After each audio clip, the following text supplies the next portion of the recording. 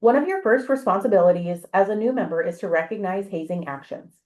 Hazing happens in many forms, and they are not actions we condone within the FSL community here at UAB.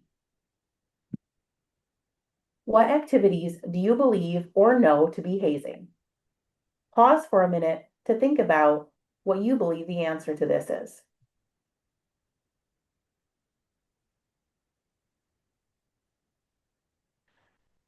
First, let's review the new Stop Campus Hazing federal law. This legislation was signed into law by President Biden on December 24th, 2024.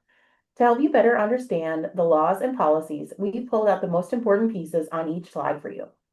This law includes in the definition of hazing the phrase, regardless of the willingness of such person or persons to participate. So, even if someone agrees to the activity, it is still hazing. The second and third box includes the ways a campus has to be in compliance with the law. These include adding hazing incidents to the annual security report in addition to other compliance tasks. Finally, the campus must also create a hazing transparency report that summarizes findings when student organizations have been found in violation of hazing. You can find the transparency report on the UAB website. Next, we'll look at the Alabama hazing law. The top box indicates that hazing can occur when you encourage, aid, or assist any other person thus offending, which means that you don't actually have to be the person doing the hazing to be in violation of the Alabama hazing law. So, if you are doing something like handing the person who is hazing any items, cheering them on, or assisting them in any way, you are also violating the Alabama hazing law. Next, the law says that this can happen on or off school or university premises. So you can be in violation of the law if you are committing an act of hazing, no matter the location. Finally, the last part of acting alone or with others, which means it can be a group of people hazing others or it can be one person. Next, we'll talk about the UAB hazing policy. Again, there are some pieces pulled out to draw your attention there. The first portion says that everyone at UAB has a duty to report concerns about hazing. The second box references multiple hazing acts. This word is very important in hazing. What this means is that what someone says doesn't have to be, if you don't do this, you'll get kicked out of the organization. But it could sound more like it would make all of the members really happy if you would do this. What happens here is that even though there isn't a specific directive and punishment, that phrase coerces someone because there is an implied consequence. Because of the power dynamics that exist in fraternities and sororities between active members and new members or interests, the new members or interests will feel coerced or compelled to complete whatever task is asked of them. Next, being a silent participant or knowing about hazing and not reporting is also a violation of the hazing policy. Finally, even if an organization is not officially recognized at UAB, any group can be found in violation if students are enrolled at the university. You might be asking yourself, how did we get here? Why are there so many laws and policies on hazing? Let us show you. The men pictured here are 12 men who died from hazing and had hazing laws named after them in their states. Their parents and loved ones teamed up with state legislators to make their state laws more impactful regarding hazing. Many of the parents of these young men were critical in getting the Stop Campus Hazing Law passed. There are still multiple states who do not have specific hazing laws. This is a visual to help you understand hazing a bit better. It lists just some of the activities that are hazing. Notice the arrows at the top and bottom of the list. On the top, the arrow is for recognition, and at the left side of that arrow is lower recognition, and at the right is higher recognition. At the bottom, that arrow is for frequency, but this arrow's direction is flipped. The left side of the arrow is higher frequency, and the right side of the arrow is lower frequency. What this means is that something like learning insignificant information has a lower level of recognition as hazing, but a higher frequency level, meaning it happens often.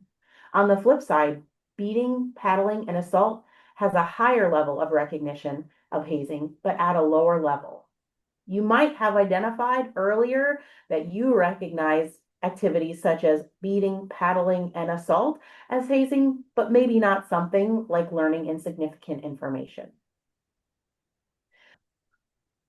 Notice also that as the text moves from the left to the right of the visual, that it gets larger. This means that there are many more activities that are lower recognition and higher frequency than there are higher recognition and lower frequency. Why do you think this might be? Could this be because people don't recognize these activities as hazing, so it might be easier to hide or get away with? Or because people typically won't get physically hurt with these activities? Something to think about. Okay. Now, as a reminder, we can never make an all-inclusive list of activities that are or could be hazing. The ones listed on the last slide are common examples. Please, if you have questions, ask. We are more than willing to have a conversation with you about your experience or how to help build brotherhood and sisterhood without the use of hazing activities. If you ever do experience hazing or hear of hazing happening, please report it. We strive to make the UAB FSL community a safe place for everyone, and hazing has no place here. Listed here are the ways you can report hazing. If you choose to report anonymously, please include all details because we cannot follow up with individuals who report anonymously.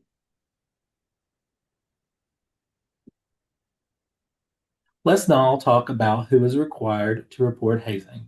You may think that only the person who experienced hazing is required to report. There are many more people involved that have a duty to report hazing, in addition to the person who experienced it.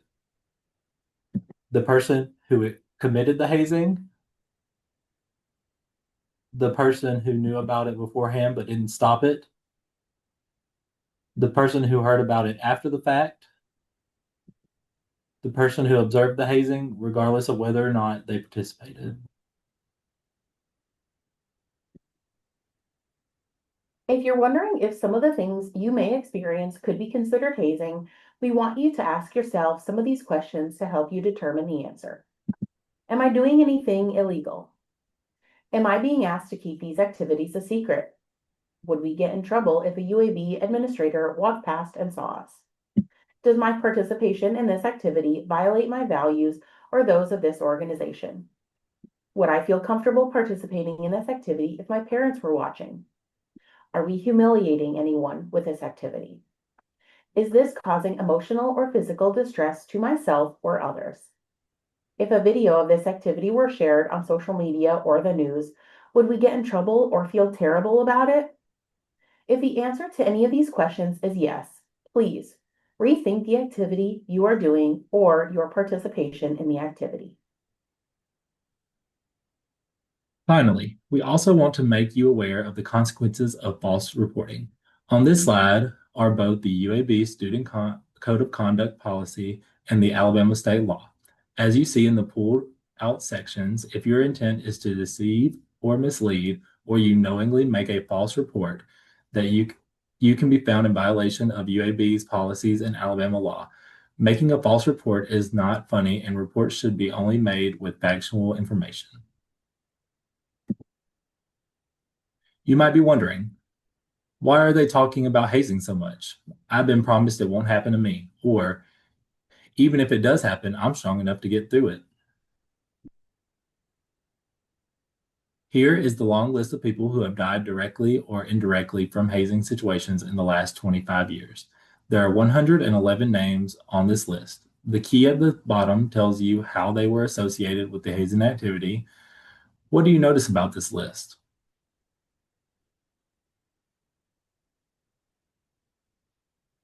There are more non-new member pledges dying, more suicides, and in 2022 is the only year without a death since 2000.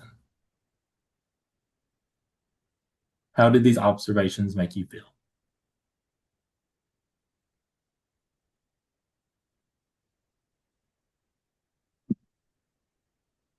Our next conversation will